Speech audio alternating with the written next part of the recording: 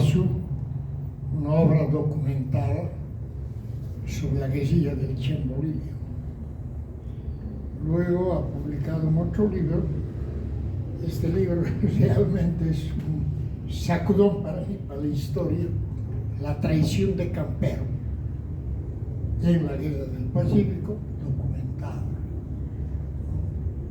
Y en fin, tiene otros libros más, ¿no? Se ha dedicado de pleno a esto, ¿no? Es miembro de la Comisión de Historia, ¿no? Consagrado historiador, que nos va a dar nuevas luces sobre esto. Coronel, la Comisión de Historia, el director, agradece su participación. Muy agradecido más bien de mi parte, doctor. Distinguida concurrencia, muy buenas noches. Agradezco la presencia de todos ustedes y inicialmente quiero decir que rindo mi más ferviente homenaje de reconocimiento y admiración a dos pueblos, el de Potosí y Tarija, que han sabido dar a sus hijos para que vayan a defender a la patria y han sabido también apoyar con todos sus elementos logísticos, armas, alimentos, forrajes para caballos y también armamento, inclusive de su propiedad. Es un homenaje muy sincero que lo hago y ojalá se pueda ser extensivo de parte de todos ustedes. Inge. Bueno, el tema que nos trae para hoy día es Canchas Blancas. Una batalla, un combate, ¿se ha llevado a cabo o no? Esa es la gran controversia, esa es la gran pregunta entre aquellos detractores de la batalla de Canchas Blancas y aquellos que defienden con severo patriotismo la existencia de esta batalla. Para empezar me gustaría, no sé si se entiende bien, los lugares. No sé si tenemos. No tengo, pues estaba pidiendo por favor si alguien tiene un puntero electrónico, ya les hubiera mostrado. Ya. Si ustedes se fijan, Potosí está en el ángulo superior derecho. Ahí recibe la orden Narciso Campero para que prepare, organice la tercera división del ejército de Bolivia, después de la invasión del 14 de febrero de 1879, y le ordenan que se vaya hasta Tupiza, aproximadamente donde he indicado. Pero sucede que de Potosí no va a Tupiza, Campero se va a Cotagaita, porque en Tupiza tenía que instalar su puesto comando, lo que se llama hoy, a ese nivel de gran unidad se llama cuartel general, y de Tupiza tenía que ir a Calama, y está Calama. Este es solamente un esquema que quiero que entiendan la parte geográfica nomás. Y de Calama y con el río Loa hacer una línea de operaciones para poder atacar a los chilenos que estaban en la costa. Entonces han conquistado Calama, han ocupado Calama los chilenos, entonces había que desalojarlos a los chilenos en Calama. Pero sucede que no ha llegado nunca a Calama Narciso Campero, en un flagrante cometido de traición a la patria. Vamos a ver después. Entonces regresa hasta San Cristóbal. De San Cristóbal ya se estaba yendo sin previa orden a Tomave, y es ahí cuando le dicen: usted de Tomave váyase a Tarapacá, porque el general Buendía y el general Daza estaban pidiéndole a gritos que vaya a Tarapacá. Pero sucede que en vez de ir a Tarapacá, ahí está, a la parte superior, en la parte superior está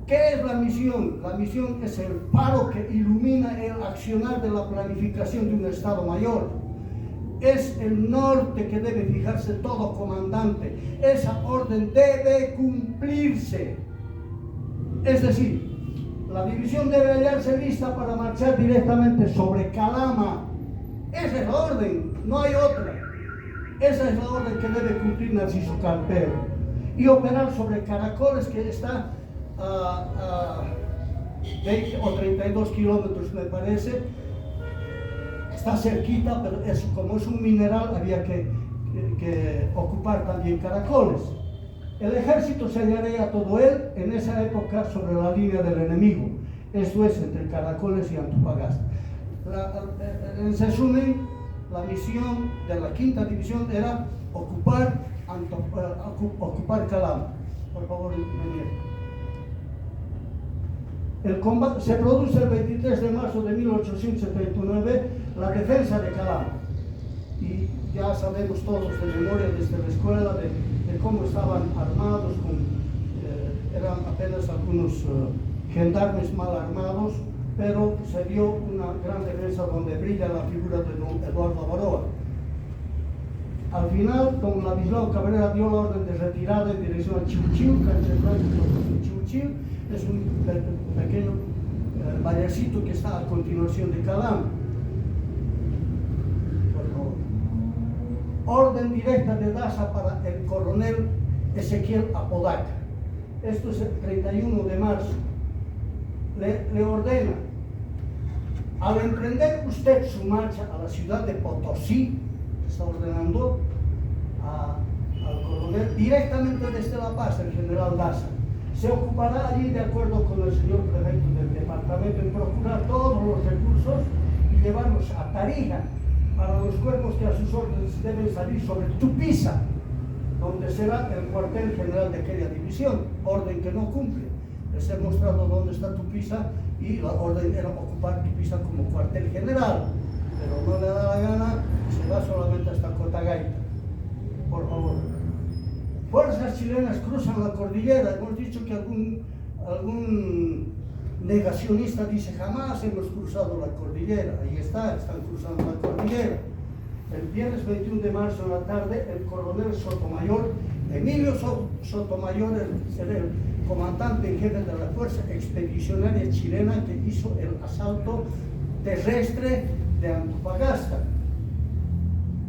al mando del comandante Eleuterio Ramírez.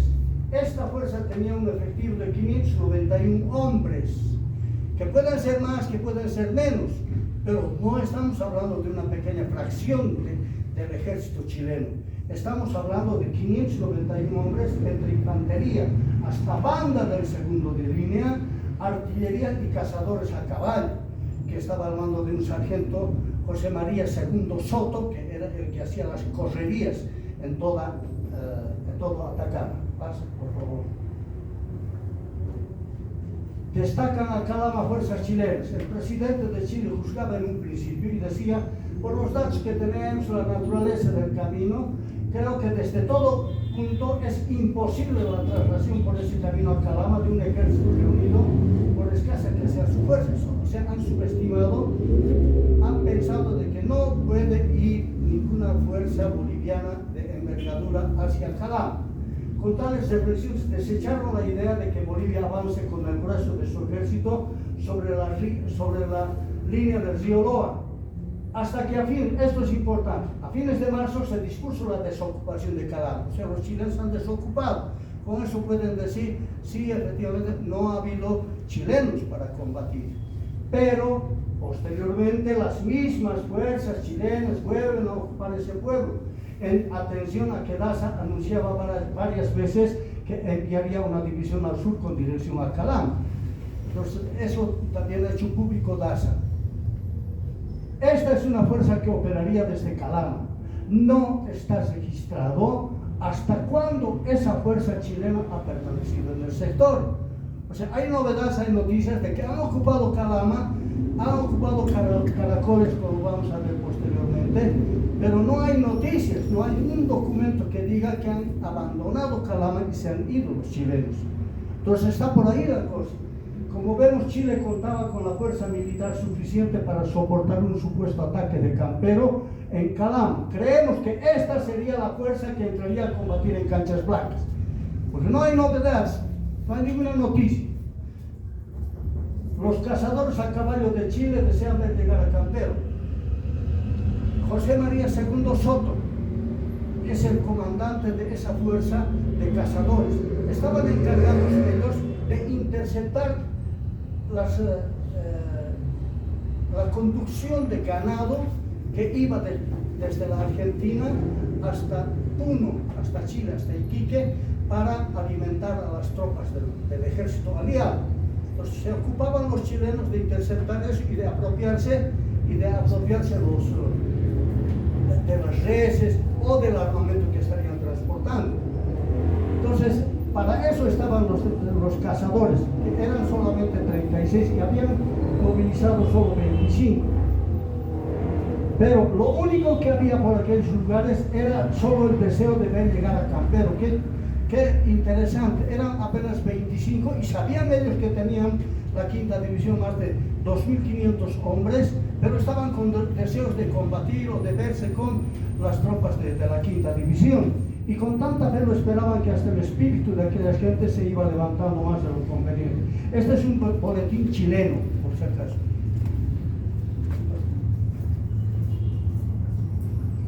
Los chilenos tenían deseos de enfrentarse a la quinta división en combate. Con solo un piquete de soldados a caballo, hay dudas razonables para creer que contaban con efectivos mayores en Calama. Los 600 efectivos chilenos continúan guarnecidos allá.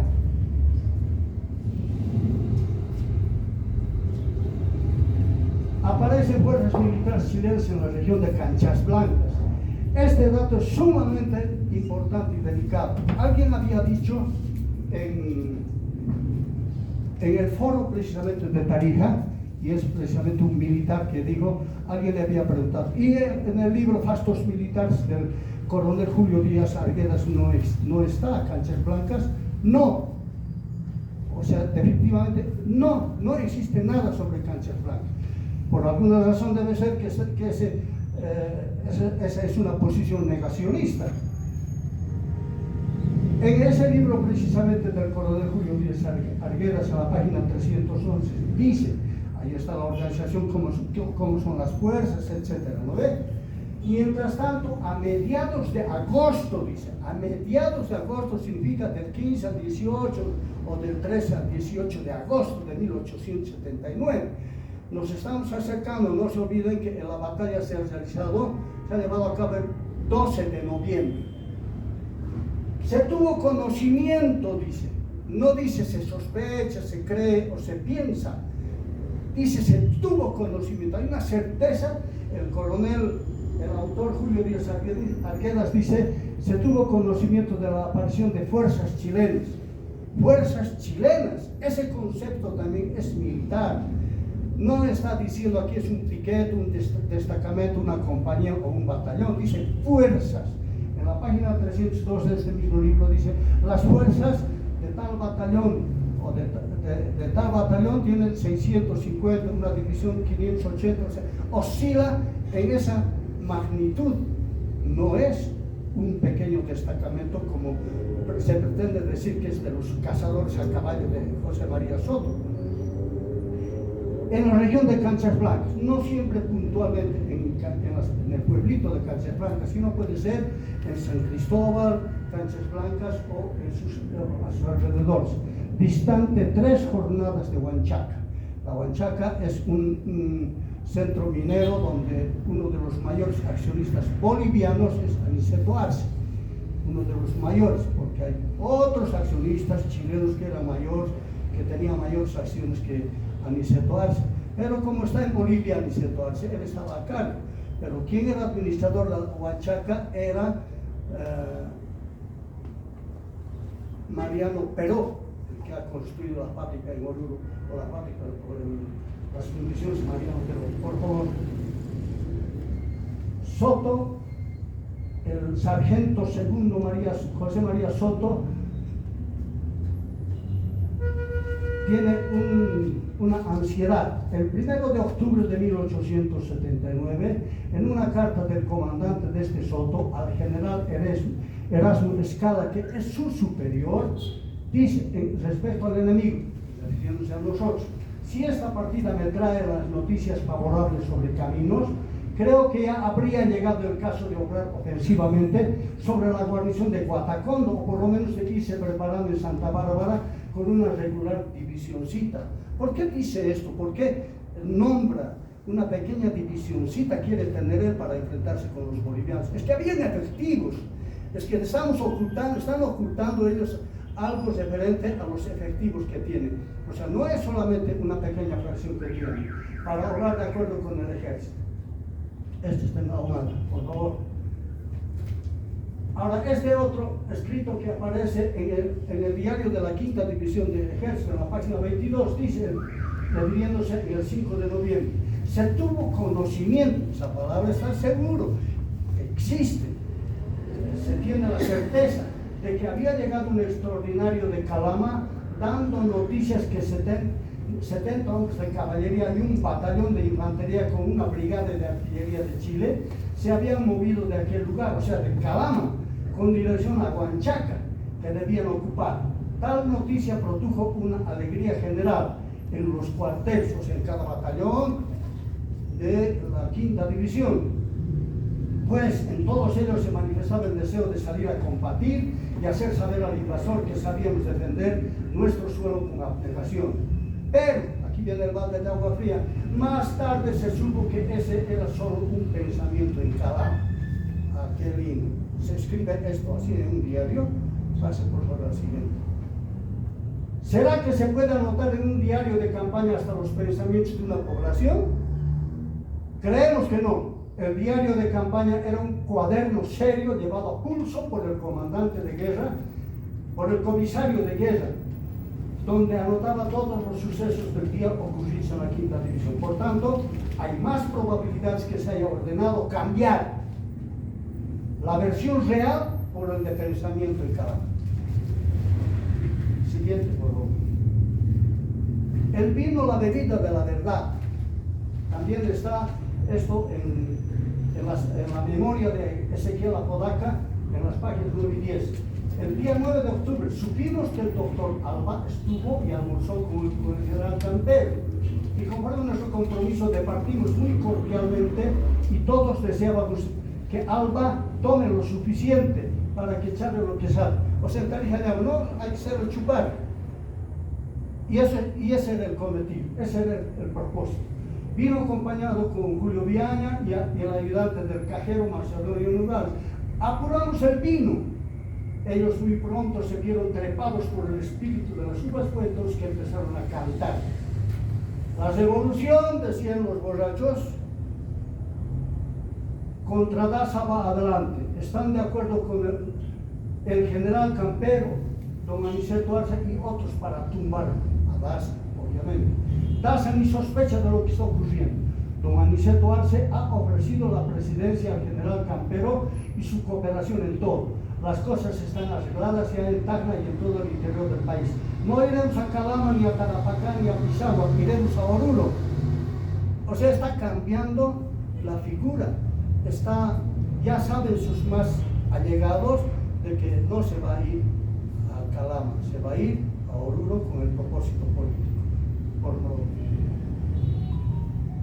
El 4 de noviembre nos estamos acercando ya al atardecer, llegan unos indios de Guatacondo y Canchas Blancas que están en conexión con otros que operan en las retaguardias del enemigo.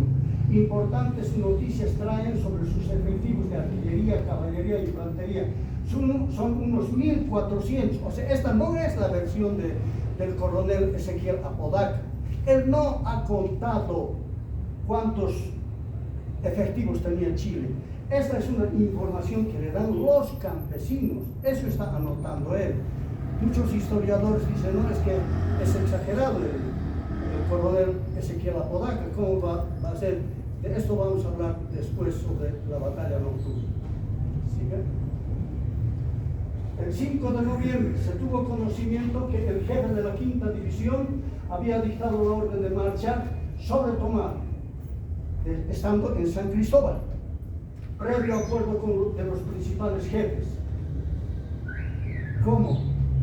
Toda una división con un Estado Mayor toma la decisión arbitraria, una decisión realmente equivocada de fraccionar, en partir en dos su columna y marcharse a Tomave. A los más indeseables de su división los deja en San Cristóbal y él con sus divisiones se va hacia Tomave, previo acuerdo de los principales jefes. Pues no es pues no es un conjunto de amigos, tiene que haber reunión del Estado Mayor para determinar cualquier decisión. Al día siguiente salieron las divisiones Bustillo, Tarija y Cholonque con más parte del Estado Mayor, el craso error de partir en dos al cerebro que dirige las operaciones de una división, parte en dos a su Estado Mayor con dirección a Tomave, habiendo quedado en San Cristóbal el batallón Ayacucho y el escuadrón al mando del coronel Apodaca, con instrucciones reservadas. Por favor, ¿por qué a Tomave no hay justificativo militar alguno, ni táctico ni estratégico? ¿Qué razón importante ha impulsado a Campero a tomar esta decisión repentina e incomprensible? Está claro que Campero hace un viraje sorprendente porque le estaba esperando la silla dorada en Oruro. Por favor. Nuevamente indios y soldados hacen el rastreo de chilenos. Esto está en las memorias de Apodaca. El día 6 de noviembre estamos a la vanguardia de las tropas con parte del Ayacucho y 100 indios buscando la posición definitiva. Cuando al atardecer vemos indios con soldados del Ayacucho que estuvieron muy delante y vinieron rastreando las huellas de los chilenos hasta constatar la distancia del grueso de las tropas chilenas desde hace 3 días. O sea, ya están en aprestos, ya están siguiéndole los pasos a los chilenos, se está preparando ya para la batalla de Canchas Blancas. Ya estamos en el 6, ahora estamos el 12 de noviembre. El 12 de noviembre se lleva a cabo la batalla de Canchas Blancas. Es importante que ustedes sepan. La batalla de Canchas Blancas es a partir de las 8, 8 y media de la noche. Es una batalla nocturna. Durante el día todavía hay intercambio inclusive de correspondencia. En el día 12 de noviembre no sabían todavía en el día que se iba a llevar a cabo la batalla de Canchas Blancas, pero en el día llegó el extraordinario Ciprián Ugarte a la división, mandado por el general Buendía de Tarapacá con una nota para Narciso Campero. Se daba orden terminante a la 5ª división, tanto por dicho general como por el general Daza, para que marcháramos sin tardanza a Tarapacá. La batalla de Tarapacá se realiza el 27 de noviembre recién. Podía haber llegado el 12 de noviembre hasta el 27. ¿Cuántos días son? Hay tiempo para ir. Había que sacrificarse, pero Narciso Campero no obedece a esta orden. Hace que obedece, pero no obedece al final. Ese día Campero convocó otra vez a reunión de jefes. Ya sabemos por qué convoca una reunión de jefes a su juntucha. ¿Por qué? Porque su Estado Mayor está partido. No convoca a sus jefes de sección para que manifestaran el estado en que se hallaban sus cuerpos. Todos manifestaron el estado de completa desnudez en que se encontraban y la imposibilidad de atravesar la cordillera de semejante estado. Pero dice en el diario, estamos en condiciones de marchar hacia Tarapacá. Todos los comandantes hacen esa exposición, pero todos dicen sí, podemos atravesar y podemos llegar a Tarapacá. Entonces, al final llegan a un acuerdo, pero no es sindicato, tiene que ser cómo van a acordar un ataque, una defensa, un avance, un movimiento hacia el enemigo, que así saldría la fuerza hasta Salinas de García Mendoza. Hemos visto en el Crocs al principio que voy a ir hasta Salinas de García Mendoza porque díganle al prefecto que mientras no tenga ropa, mientras no tenga esto, es con letra de tango, todo es queja. Solamente voy a ir hasta Salinas de García Mendoza, de donde no sería posible sin el vestuario competente. por favor. Este es un caso de deliberación pura, delito militar, delito. En estado de paz, los militares que deliberamos somos sometidos a un sumario informativo y somos sancionados con una sanción fuerte, que puede ser hasta una semana de arresto domiciliario, qué sé yo. Pero en estado de guerra no, eso es delito, no se puede deliberar una orden. La patria otorga al soldado privilegios excepcionales, pero también le imponen a la guerra excepcionales deberes. La guerra no se hace solo batiéndose, se hace marchando, acampando al raso, durmiendo poco, aguantando hambre y sed. Tanto se necesita el valor para sufrir tales privaciones como para despreciar la vida ante el plomo enemigo. El primer deber de un general que da una batalla es el de atender a la gloria y al honor de las armas. Importante, la salud y la conservación de los hombres es secundario. Estas son máximas, son pensamientos de grandes generales. Entre ellos está Napoleón Bonaparte, que él es el que deja en un fascículo estos pensamientos. Las órdenes superiores se cumplen respecto al cumplimiento de las órdenes. Las órdenes no se discuten, no se deliberan. Oponer dificultades a su cumplimiento es desacatarlas. Las órdenes superiores deben cumplimentarse no por temor al castigo, sino por la íntima satisfacción que resulta del cumplimiento del deber. Por favor. Ha terminado la batalla con la victoria del ejército boliviano. El cómo se ha desarrollado la batalla merece una exposición aparte, porque es una batalla que se realizó durante la noche, cómo han hecho la emboscada, cómo han participado los indígenas, nuestros indígenas, para el éxito, para coronar con éxito la batalla.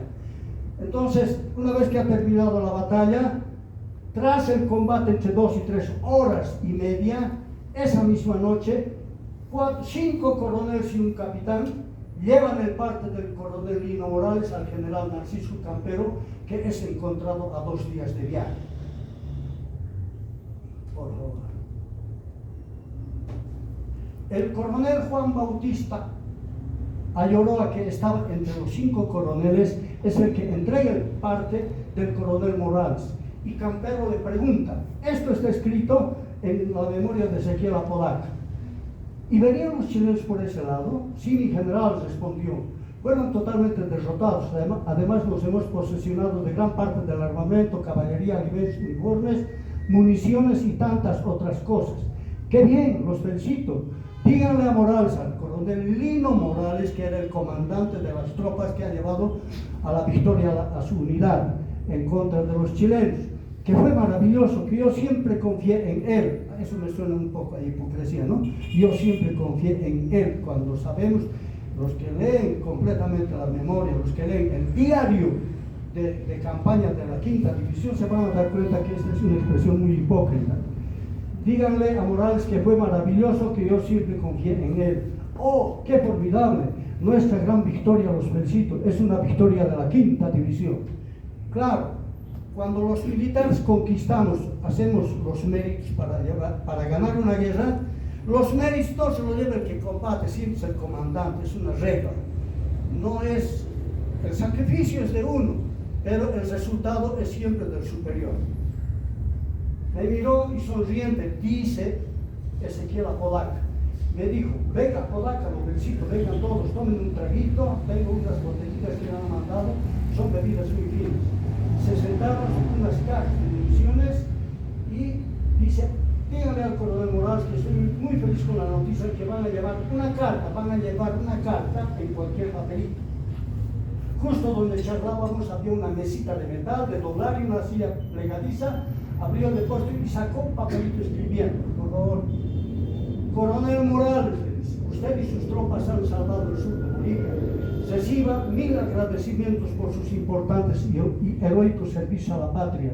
Lo abraza Narciso Campero. Nos contó el subteniente Vidaurre que hubo aún batalla el 14.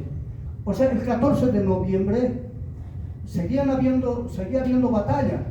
Porque una batalla está compuesta de una serie de combates. Eso es batalla. La sumatoria total de los combates es una batalla. Y aquí se da, porque este subteniente ha contado que el 14 todavía en la región de Canchas Blancas aquel combate, porque los chilenos se habían reorganizado entre los dispersos, pero que se habían retirado hacia Canchas Blancas, o sea, al pueblito. Un herido que luego murió había relatado que tienen tropas de artillería y municiones y posiciones bien hechas. Esta es un parte.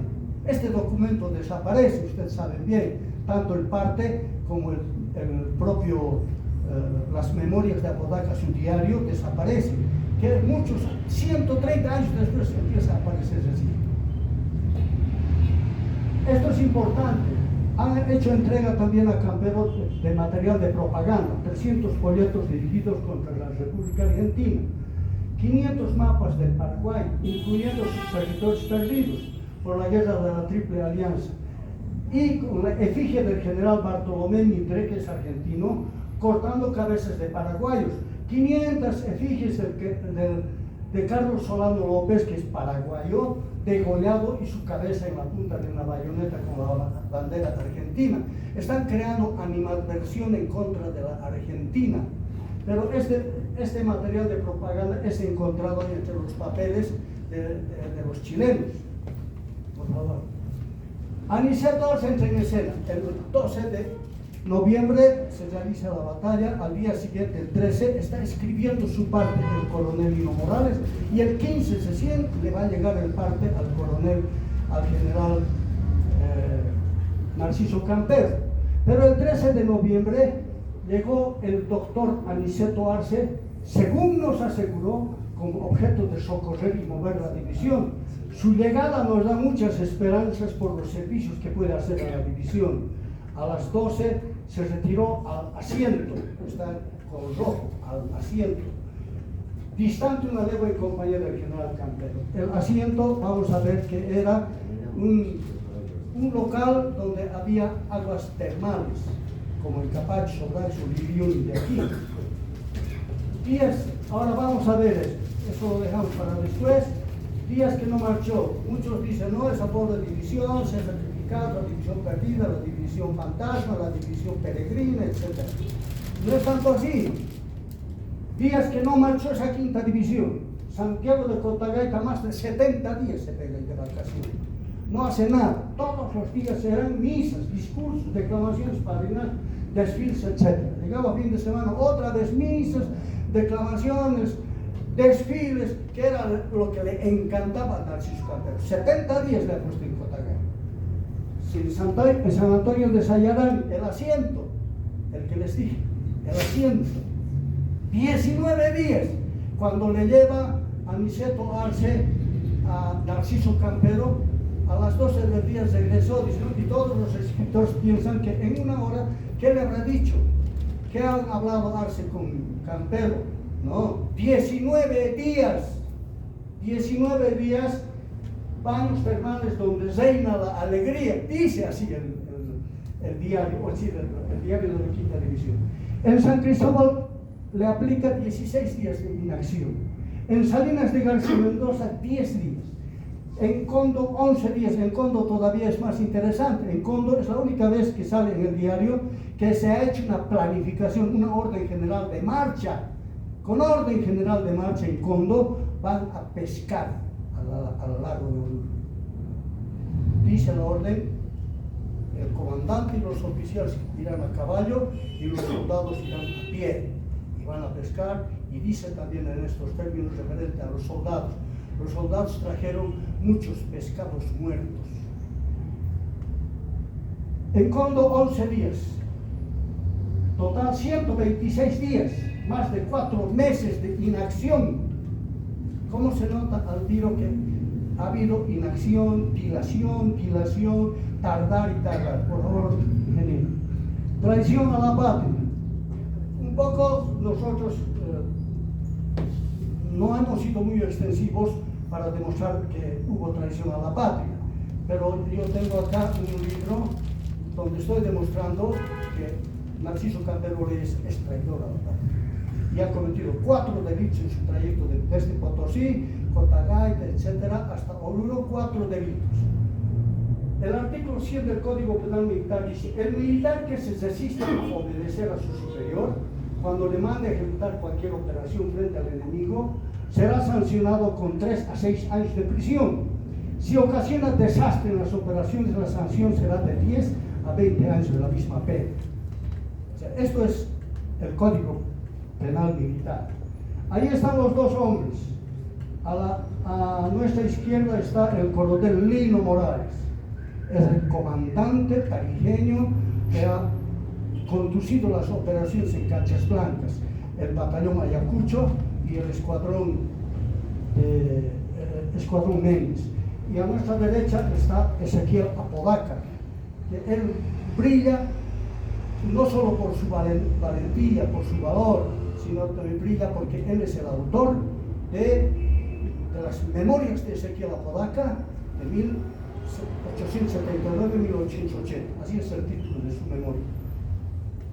¿Por qué ocultaron Campero y otros la batalla de Canchas Blancas? Porque en 1880 ya hubiera quedado al descubierto que Narciso Campero era un traidor a la patria. Lo evidente es que hubo una conjura de bolivianos y chilenos para ocultar Canchas Blancas.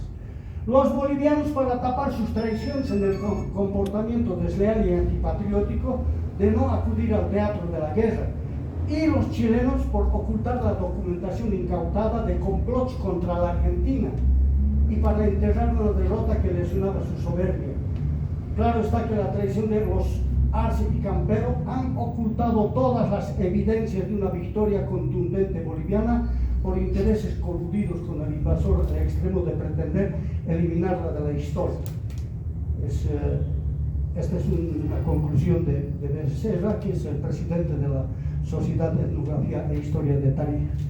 ¿Por qué ocultó Chile la batalla de Canchas Blancas? El ejército de Chile tiene la permanente y pública doctrina militar arraigada en su país de que cuenta con un ejército jamás vencido, que no habría sido derrotado en ninguna batalla. Es una soberana mentira.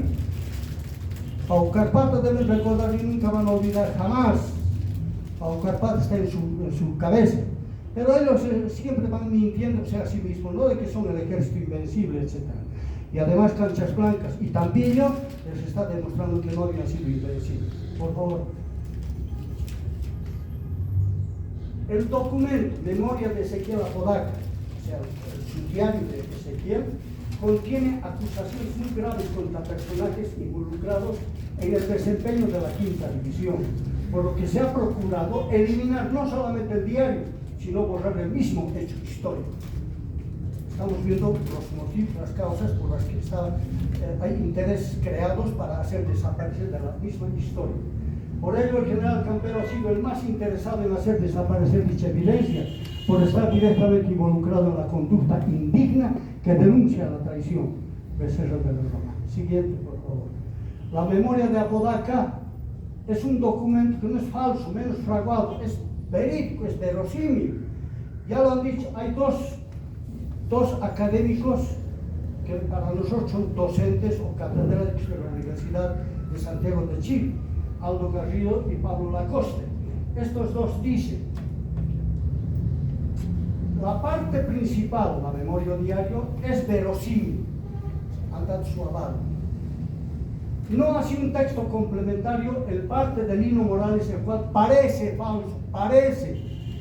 Definitivamente no dice, no, es falso, no dice. Dice, parece falso el parte. ¿Por qué? Por los datos estadísticos que existen en el parte.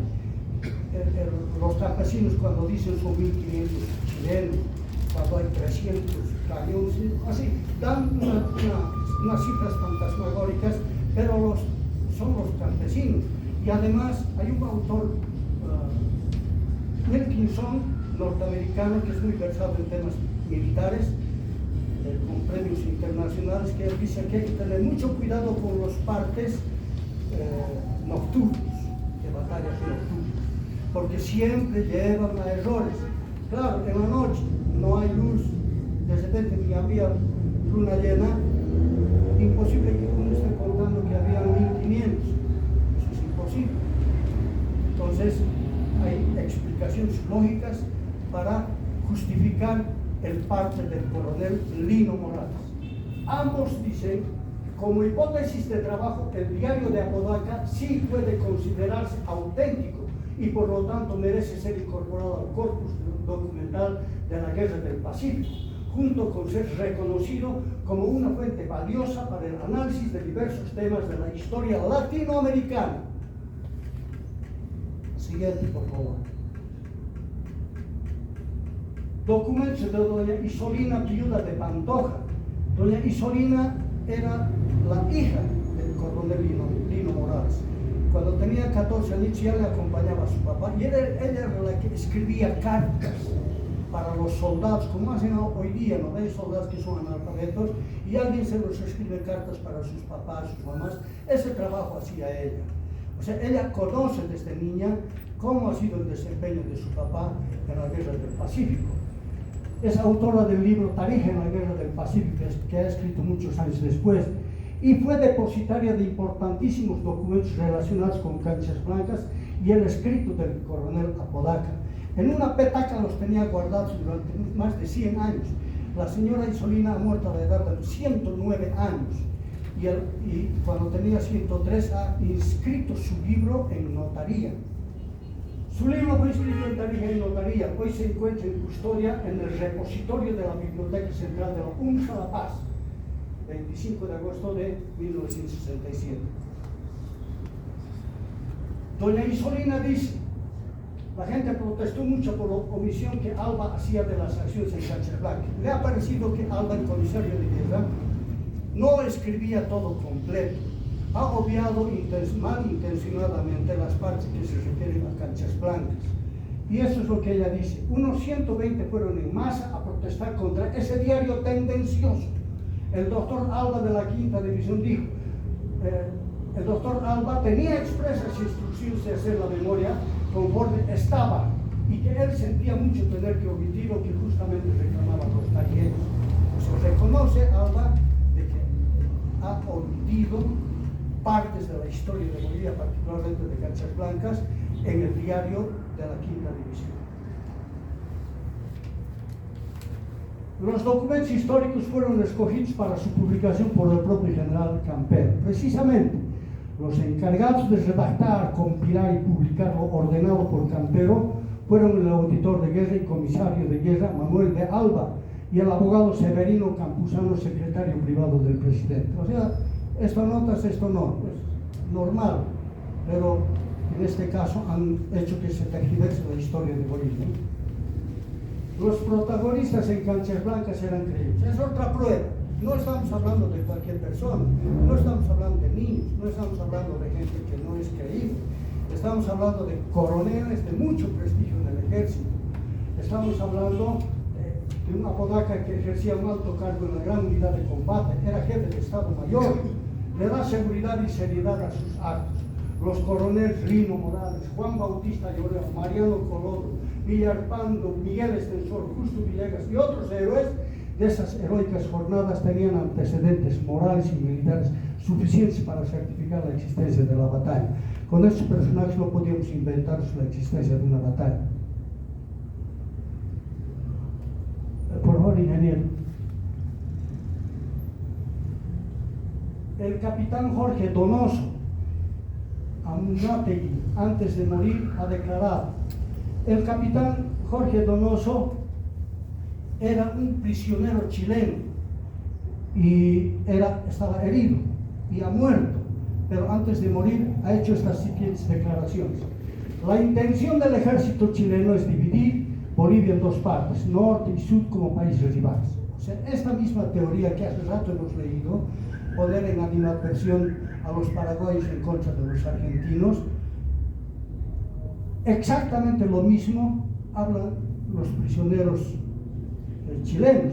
La declaración verbal del moribundo prisionero chileno y el parte escrito de Morales son enteramente coincidentes. Es una prueba. ¿De dónde van a coordinar ellos para sacar una misma versión? Carta del coronel Apodaca, muy cortita pero muy reveladora. Eso es lo que dice el doctor Mario Barragán.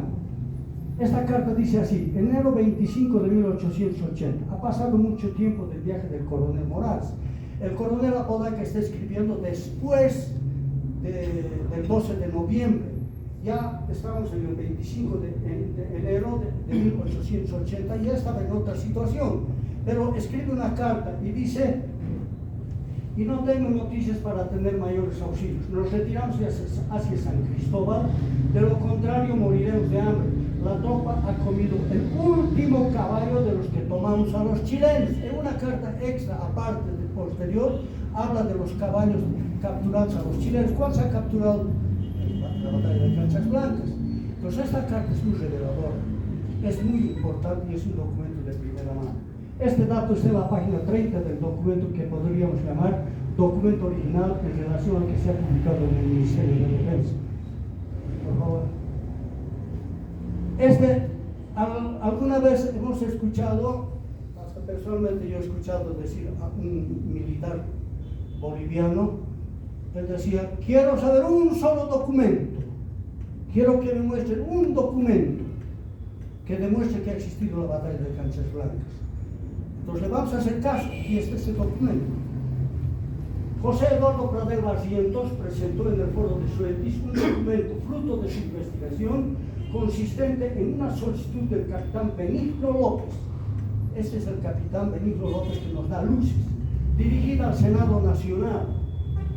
El año 1880 y en plena campaña del Pacífico me incorporé al ejército con el grado de subteniente y continué hasta el año 1898, retirándome con el grado de capitán. He concurrido a la campaña del Pacífico en las divisiones 5 y 6, o sea, de Canberra, división 5, habiendo actuado en Canchas Blancas, trabando combate con las fuerzas chilenas que fueron derrotadas. Él está hablando así en una carta que le manda al Senado y está solicitando la benemeritud. Por favor, siguiente. La ley del 18 de enero de 1810 tiene en opción al premio pecuniario acordado por las leyes de 15 y 16 de diciembre. Todos los bolivianos militares o civiles que habiendo concurrido a cualquiera de los combates en las campañas del Pacífico y del Acre sobrevivieran en la fecha de la promulgación de las citas. Está diciendo quiénes tienen el derecho. Y la ley del 16 de diciembre de 1909 dice en su artículo primero: los sobrevivientes que han concurrido a la guerra del Pacífico, desde el combate de Calama hasta la batalla del Alto de la Alianza, son declarados veteranos. Esto es lo que está reclamando este capitán. Y el artículo tercero dice: la referida compensación pecuniaria será igual al sueldo anual de un año, o sea, el sueldo actual de un año. Eso es lo que está pidiendo la plata, y que se le declara la benemeritud. Y este documento, ante esta solicitud, el siguiente, por favor. Esto está firmado en 1931. Ante esta solicitud, la Comisión de Guerra del Honorable Senado escribe: la solicitud del señor Benigno López, pidiendo ser acreedor al título de veterano del Pacífico y al premio de un año de sueldo conforme a las leyes, es justo darle paso. La Comisión de Guerra del Senado está dándole el aval a este señor. Por tanto, el señor Benigno López es acreedor al título de veterano del Pacífico y a la compensación pecuniaria que exige. La Paz, 19 de octubre de 1931, José M. Ramírez, N. Gutiérrez, a Molina Campero. Este documento está precisamente en este lugar, ¿no? Ya, siguiente, por favor. Prueba arqueológica.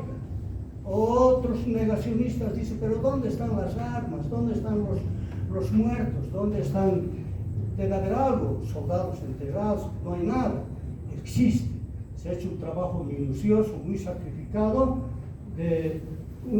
Hay un ingeniero, Jorge Muchichavi, que es muy amante de la fotografía y también es el primer piloto de los drones. O sea, con drones más han trabajado para ubicar un lugar que se llama la Cueva del Chileno. Esa es la Cueva del Chileno, dice en una exposición. Cuentan los comunarios que a través de la historia transmitida de padre a hijo, que fue la señora Batista, que por la inclemencia del tiempo se refugia en el lugar, saca el cuerpo del soldado chileno y al tiempo la parte del payaso. Los comunarios lo trasladan y lo ponen en bolsas nylon. Aquí tenemos partes, está describiendo parte de las costillas, parte del vestuario. Nos imaginamos que esto es parte de la bota, esta es la suela, que tiene todavía los hilos que pasaban de la suela a la parte superior de la bota. Eso es parte del uniforme azul. Fíjense la costura, se ve parte de la chaqueta azul, por supuesto está muy descolorida. Por favor, siguiente. También Franz Huanca, un corregidor del lugar, nos mostró 8 pares de herraduras de la época. Falta determinar si fueron caballos de movimiento de los chilenos. Eso es otro tema, ¿no? Hay que buscar el concurso precisamente de arqueólogos y de entendidos y peritos en la materia para determinar muchos detalles. Lo que sorprende es que estas piezas estaban celosamente resguardadas por la comunidad de Alota durante 131 años. Por la región de la comunidad de Alota se encuentran Canchas Blancas. Alota han ido a posicionarse como su puesto de comando para hacer todas estas averiguaciones. Por favor. Conclusiones. Hemos seguido, distinguida audiencia, una secuencia cronológica de los hechos, donde todo coincide, fechas, lugares, etc. Se han consultado fuentes bibliográficas primarias y arqueológicas relacionadas directamente con la batalla de Canchas Blancas. Los negacionistas chilenos o bolivianos no lograron demostrar su acerto. Solamente existen versiones interesantes de parentesco o un falso orgullo chileno de contar con un ejército victorioso. En conclusión, la batalla de Canchas Blancas sí existió el 12 de noviembre de 1879 durante la Guerra del Pacífico. Eso es todo. Muchísimas gracias.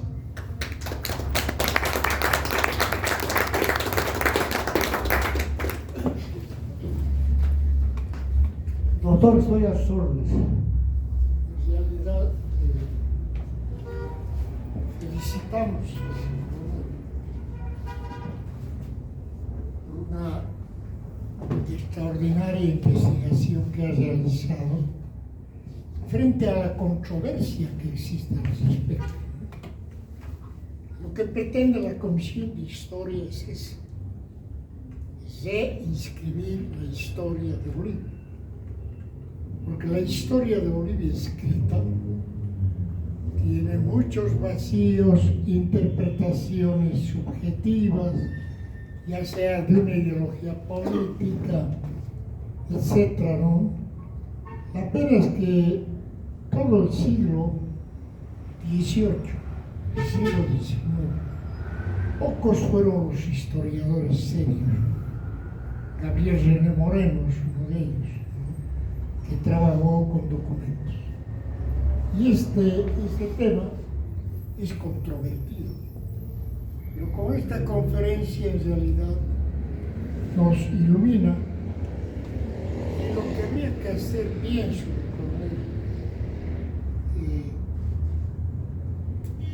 ¿qué haríamos para conseguir las fotos de estas muestras arqueológicas que existen? Parece tan importante, ¿no? Para poder publicarlo. Porque la arqueología es documento también para la historia. Y todo el estudio comparado que he hecho de fechas, etcétera, de documentos, nos conduce a pensar que no debemos dudar de la batalla de Canchas Blancas y debemos sentirnos orgullosos de que Bolivia tuvo un triunfo contra Chile, no el único, también hay otro. Ese es el gran mérito, ¿no? El directorio de la Comisión de Historia felicita a su persona. Vamos a dar lugar a las preguntas concretas sobre el tema.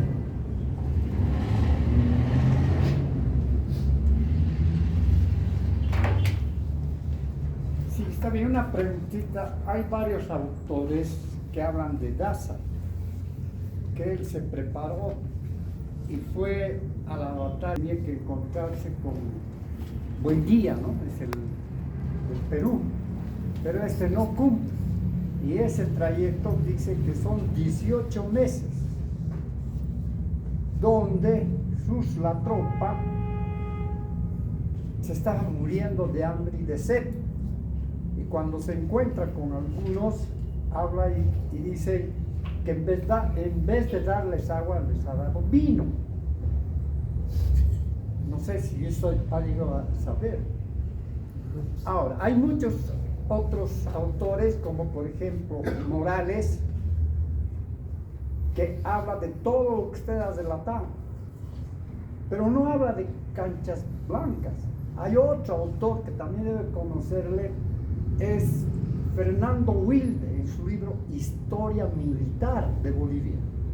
Habla todito con detalle de planos y todo, pero nunca habla de canchas blancas, pero todo lo que usted expone habla. ¿A qué se debe eso? Inicialmente, le agradezco por su pregunta. Respecto a las bebidas, efectivamente, Narciso Campero hace comprar bebidas. Ordena, porque hay un proveedor que estaba por el sector y dice: compren el vino. Y era Narciso Campero para darle a las tropas de la quinta división. ¿Y quién dice que también Apodaca o el coronel Lino Morales también hayan aprovechado para comprar vino? Pues ustedes saben cómo son los tarijenses, ¿no? El tarijense así, para insuflar valor a sus soldados, han conseguido vino y les han dado vino. Pero en el momento en que iban hacia una cocha de agua, los soldados bolivianos querían abalanzarse porque sabían que había agua ahí, y sucede que no han encontrado. No han encontrado agua, pero tenían vino en sus cantimploras. Entonces esos son cuadros reales que ha experimentado la quinta división, pero también habla mucho de los singanis, habla mucho de los vinos en las memorias del coronel Apodaca, y de cómo les ha dado vino antes del combate, y eso realmente da valor. No es la única vez, han habido otras batallas también donde los comandantes peruanos han dado trago, han dado singani a sus soldados, y también los bolivianos, porque realmente da pues coraje. Es como los morenos de la entrada de carnaval, ¿no ves? Para darse valor le ponen unos traguitos, y eso es lo que aprovechan los comandantes para darles vino. Pero lo que está mal es darles en exceso y no darles agua, porque el trago, en vez de aplacar la sed, hace dar más sed. Respecto a vuestra pregunta, ¿cuál era? No hablan muchos autores, pero mencionan todo lo que usted dice, todo ese trayecto, hasta con planos. Por ejemplo, este coronel Fernando Wilde habla, todo lo que usted habla, pero nunca habla de canchas.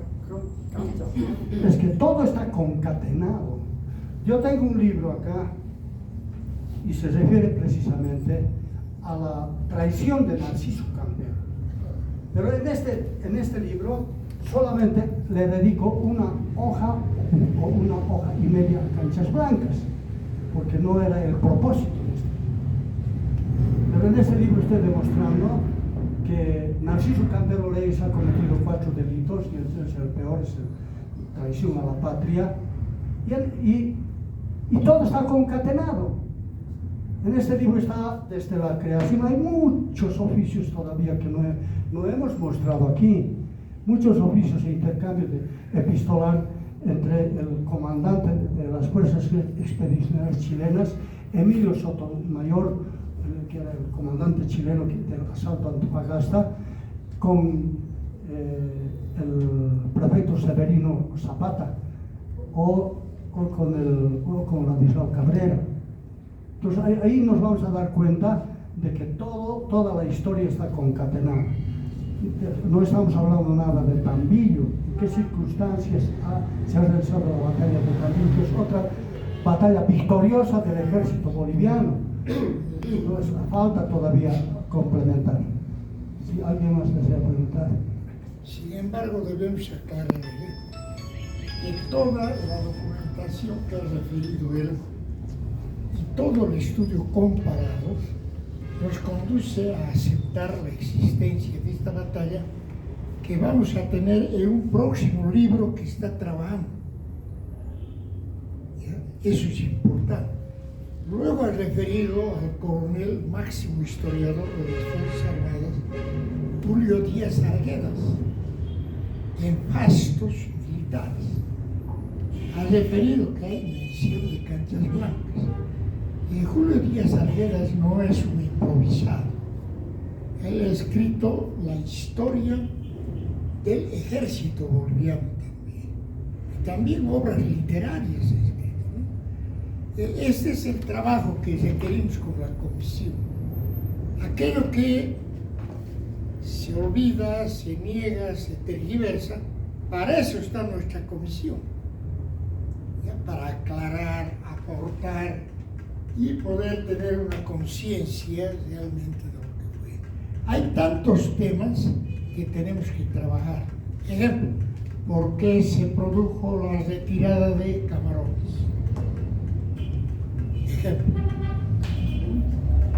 Otro tema, la Confederación Perú-Boliviana, instituida en el gobierno del mariscal Santa Cruz, y que tuvo 3 años de vigencia, 1836-1839. ¿Qué milagro hizo Andrés de Santa Cruz para unir 2 estados? Y el Perú dividido en 2, Norperú, Surperú y Bolivia. Y luego los mismos bolivianos van a ser enemigos de la Confederación, los chilenos y los peruanos. Pero fue tan fácil poder dar lugar a esa confederación. La gran pregunta. Y acá viene un hecho que tuve oportunidad de conocer, el acta de creación de la logia Independencia del Perú. Y fue en base a esta logia que se dio la base para constituir la confederación. Hay que investigar, hay que cambiar la historia, ¿no ven? Ese es el fin que nos proponemos. Hay tantos temas que debemos analizar. Se dice que Melgarejo era un ignorante, analfabeto, nada. No, tenemos documentación, cartas extraordinarias, ¿no?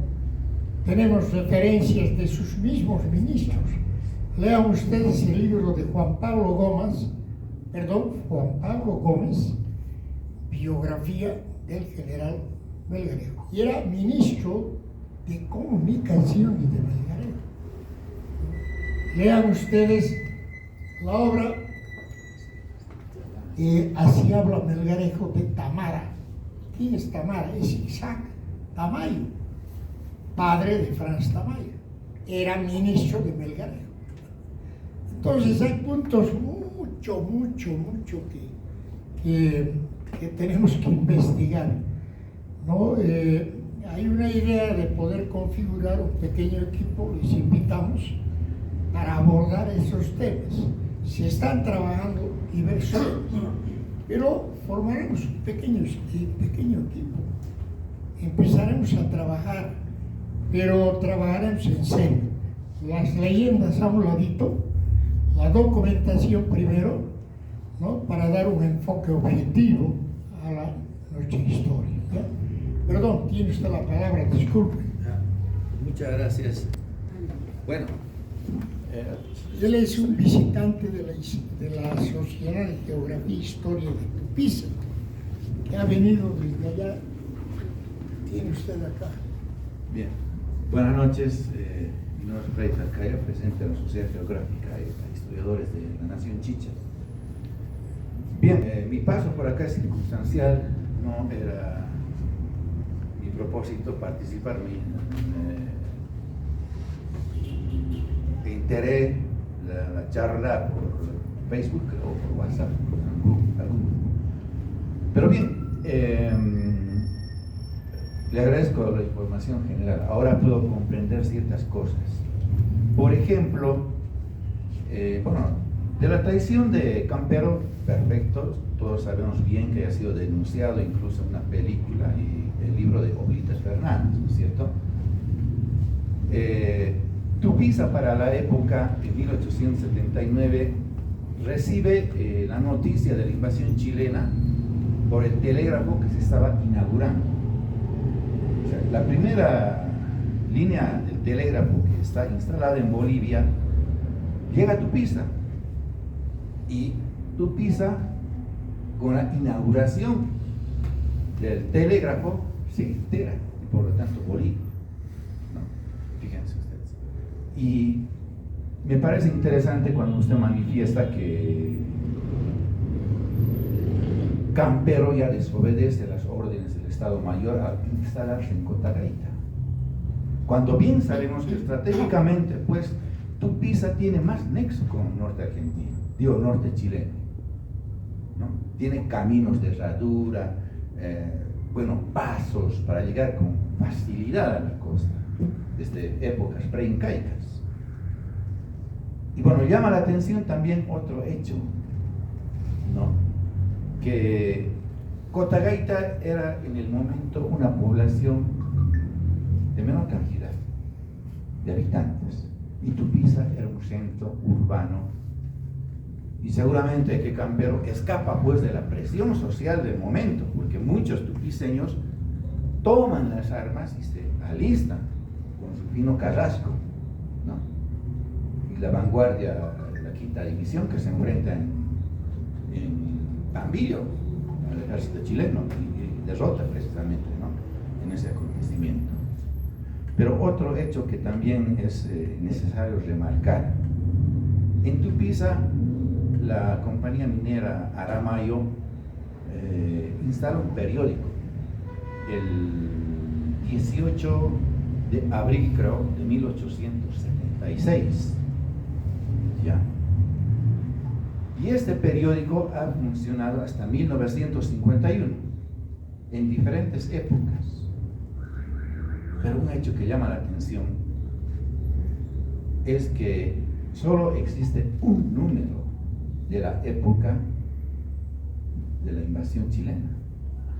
Es del 24 de mayo de 1879, donde se hace referencia a la llegada de armamento de la Quiaca vía Argentina para reforzar las fuerzas de la quinta división. Ese es el único periódico que ha sido salvado. Yo supongo que en esta guerra de intereses políticos, en su momento chilenos y bolivianos, de las oligarquías, este periódico ha sufrido la desaparición, ¿no? ¿Por qué? Porque hasta 1870 y tantos, antes de la Guerra del Pacífico, de la invasión chilena, existen los números en el Archivo Nacional de Sucre. De 1879 hasta 1905 o 6, nuevamente aparece el periódico. O sea que es cortado en esa época, de la deliberación, de la Asamblea Constituyente de 1880, de la Guerra del Pacífico, para borrar seguramente todo vestigio. Yo supongo esto porque he buscado en toda Bolivia, en todas las hemerotecas de Bolivia, el periódico Chorolque, para indagar un poco más sobre el contexto del sur de Bolivia en la Guerra del Pacífico, y no se ha encontrado. Hay referencias de periódicos de La Paz que toman como fuente la llegada de los telegramas de la situación en el frente, en Antofagasta, qué sé yo, ¿no? Toda la información llegaba a Buenos Aires, y de Buenos Aires era remitida hacia Bolivia vía telégrafo, y los periódicos de La Paz y Sucre toman como fuente a los periódicos de Tupiza, el periódico único, el Chorolque. Pero lamentablemente no se tiene conocimiento físico. No sé si tienen ustedes alguna información sobre este periódico. Sería bueno rescatarlo, pues que también ha sido eliminado de la historia, ¿no? Entonces, fíjense, hay que tener un poquito más de amplitud, y me parece muy bien que el reto esté ya hecho para investigar y reescribir la historia que ha sido ocultada para estas generaciones, porque todos hemos referido a la historia vaga que nos han dicho, bueno, que los bolivianos perdieron el litoral porque estaban farreando por el carnaval. Ese sentido común se ha instalado en la cabeza de la gente, en los colegios, ¿no? Pero es una gran pena. Y bien, esa es mi intervención. General, yo quisiera agradecerles nuevamente y bueno, felicitarles por esta actitud que tienen en escarbar nuestra historia. Muchas gracias. Muy agradecido por su participación, mi distinguido. Efectivamente, Tupiza es un patriota. Precisamente en Tupiza ha nacido el primer documento de protesta, porque el 21 de febrero, vía telégrafo, se entera Tupiza de que ha habido invasión de Chile. El 21 de febrero ya. Y elaboran o accionan un documento patriótico de protesta ante el mundo de la forma alevosa con que había invadido Bolivia el gobierno de Chile, el ejército de Chile. Y este documento ha sido elaborado en Tupiza. Ha sido elaborado en Tupiza, porque en Tupiza también tenía intereses mineros, camperos. Y cuando Daza responde a esto, a este mensaje, a este documento, dice: en la protesta que ustedes han hecho desde Tupiza, he visto la firma de usted, y es por eso que tengo a bien nombrado comandante de la tercera división, que usted organizará en Potosí y luego se trasladará hacia Tupiza, que será su cuartel general. Y eso es lo que no obedece, pero Tupiza sí es un pueblo patriota. Ahora, respecto a los documentos, nos gustaría tener ese documento, el Chorol, que se llama. Sí. Yo pienso que no ha dejado de editarse. Lo que pasa es que, como hacen en otros países y como acostumbran aquí, todos los tirajes los hacen desaparecer. Ese es un atentado flagrante de las partes interesadas, sean bolivianos o chilenos, ¿no? Sabemos de dónde viene la mano. Para ocultar sus bellaquerías, sus traiciones, etc., hay que hacer desaparecer todo vestigio y hacer desaparecer no solamente documentos, dice la historia, sino el hecho mismo. No sé si alguien quiere Coronel Quiroga, un gusto nuevamente escucharle hablar sobre sus vastos conocimientos sobre la guerra del Pacífico y la traición de Narciso Campero. Gracias. Quería comentarle a nuestro visitante de Tupiza que mi marido vive en Tupiza. Seguramente lo debe conocer, Julio Cristal. Seguramente. Sí, sí. Seguramente que sí, porque a mi marido le gusta mucho indagar sobre este tipo de cosas también. Mi aporte a su valiosa investigación, Coronel Quiroga, es el siguiente. Yo generalmente me gusta ponerle límites mentales sobre el alcance de lo que uno está planteando como investigaciones. Yo no sé si una investigación militar puede ser presentada como un nuevo aporte a la historia cuando no tenemos un panel de investigadores militares que están presentando sus posturas. Porque, por ejemplo, le explico lo siguiente. El año pasado, desde mi punto de vista, tuvimos la desventura de escuchar a un descendiente de Narciso Campero. No es porque yo tenga aversión a Narciso Campero, simplemente la actitud del militar me pareció bastante controversial, porque en Tarija han presentado ya un libro en el cual indican que la información que tiene este militar que vive en Santa Cruz, el señor Alto y bastante... Don Eduardo Paz Campero Melunge, descendiente del general Narciso Campero, que la información que él tiene no es una información militar lineal, es decir, no hay una carta del 12, el 13, el 14, el 15, el 16. Habían instrucciones militares definidas entre el comandante de la quinta división y el comandante de una división superior para adulterar las fechas. Es decir, salía una carta signada como 10 de febrero, pero no era 10 de febrero, era 15 de octubre. Ellos tenían sus códigos de intercambio de cartas. Y este general estuvo presente en Tarija, o sea que él vio que las conclusiones que se estaban sacando eran que la información que le estaba presentando no es lineal como él la estaba presentando. Él estuvo en Tarija, él participó y los exponentes en Tarija le hacen referencia a esto le dicen su posición, señor general, no es la correcta, porque no es lineal. Lo que usted presenta como argumento no es verídico. Y este señor, después de la exposición de Tarija, sigue diciendo lo mismo en todos lados donde se lo invita. Entonces, este señor está falseando la historia en cada lugar donde va a contar su punto de vista. Cuando ya los tarijeños han dicho, señor, usted está equivocado, se lo escriben en el libro, en el adobe que tenemos, sobre Canchas Blancas.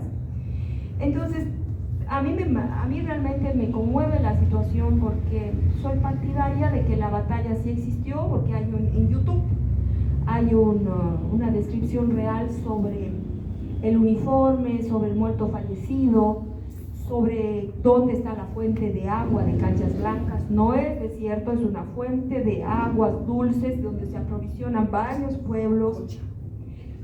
Está filmado, existe la cueva, o sea, es una fuente natural de aguas dulces.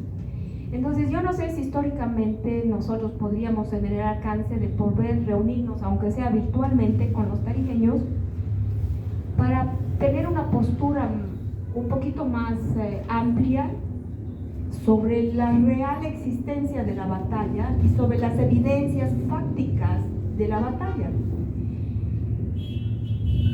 He visto una publicación del diario de Sucre, porque estoy investigando, lamentablemente estoy delicada de salud y no puedo moverme a Sucre ni una noche, estoy realmente un poco delicada de salud. La poeta, que usted ya me ha escuchado hablar, doña Josefa María Mujía, bendice a un grupo de voluntarios militares que vienen de La Paz y se reúnen en Sucre para apoyar a la Quinta División. Es un grupo de más de 50 personas, que tengo los listados de los nombres de las personas, que he recopilado de otro libro, que van a la puerta de la casa de la poeta, y la poeta ciega los bendice una semana antes de que se lleve a cabo la batalla. Y la poeta intercambia cartas con varios de ellos, porque eran personas conocidas en Sucre. Entonces hay cartas de intercambio en los que cuentan toda la magnitud del tesoro incautado, ¿no? Caballos, mulas, papeles, billetes, monedas, plata, o sea, se les incauta riquezas al enemigo que estaba en suelo boliviano. Y hay esas cartas de intercambio, que son cartas civiles. Esas cartas están documentadas y están en el archivo de Sucre, porque la persona que escribe el libro sobre doña María Josefa Mujía hace referencia sobre esta bendición que hace la poeta ciega a esta parte, a esta contingente, a 50 y algo militares que se reúnen en Tarija con la Quinta División. Entonces la poeta mantiene comunicación. Hay evidencia que no es solo militar, de que la batalla se llevó a cabo.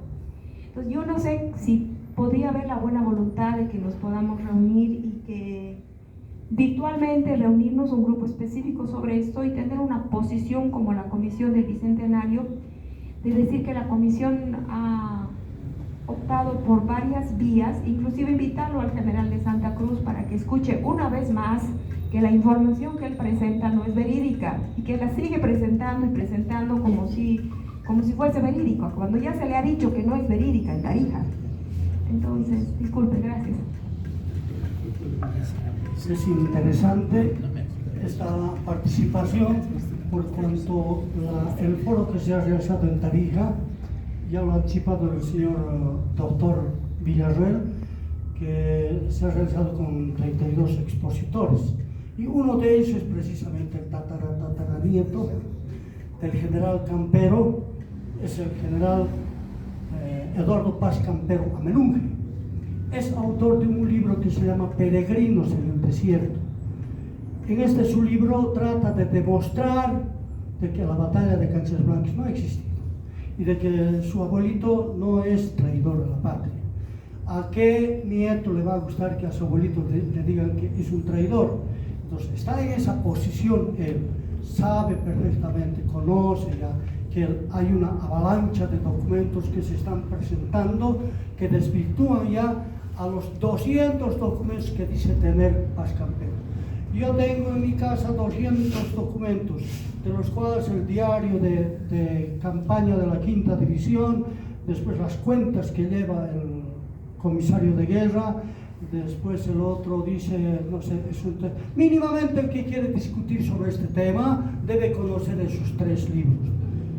Pone condicionantes. Y le pregunto más bien, ¿por qué no hace un depósito de lo que tiene él en cualquier universidad más cerca a la Gabriel René Moreno? Porque para que los investigadores vayamos ya cerca y podamos investigar referente a estos documentos. Pero ya no hay nada oculto bajo el sol, ya existe una biblioteca virtual. Yo tengo 200 libros en biblioteca virtual. Entonces, la mayor parte de la investigación que realizo está en estos documentos que ya salen, los originales, los documentos verídicos están ya publicándose. Ya las bibliotecas están perdiendo vigencia, antes eran hasta fotocopia nos sacábamos en Sucre. Pero Paz Campero tiene esa posición, está formando parte del equipo de los negacionistas. Por eso es que le buscan mucho historiadores chilenos, porque hablan el mismo idioma. Pero ya se ha dado cuenta él, he tomado participación también cuando él ha hecho una exposición y le he demostrado de que no es verdad ya lo que él está diciendo, porque su posición es bastante, es defensiva porque es pariente, y eso no está bien. En Tarija yo no sé cómo le han permitido que hable de estos asuntos siendo pariente directo del general Campero, cuando todos sabemos que Campero es un traidor a la patria. No sé si hay alguna otra cosa más podríamos tratar. Bueno, es una controversia el tema, ¿no? Pero pienso que se está aclarando ya. Ha actuado en este escenario el general Campero, sí, lo hemos escuchado, pero parece que el problema es lo más familiar. Sin embargo, la documentación que está manejando él es muy seria. Y en fin, tenemos tantos temas de controversia que requieren ser estudiados. El próximo lunes vamos a tener una conferencia de mucha controversia y va a ser expuesta acá por un componente de la sociedad, ¿no? El investigador Arancibia, ¿no? Y el tema es la batalla de Tuxtla. Esa batalla puso fin a la presencia del último reducto español. Y la independencia en sí del Alto Perú no se debe a Ayacucho ni se debe a Junín, sino a Tuxtla. A ver, veremos su punto de vista, quedan cordialmente invitados para escuchar siempre con ese ánimo de, diríamos, reinscribir la historia.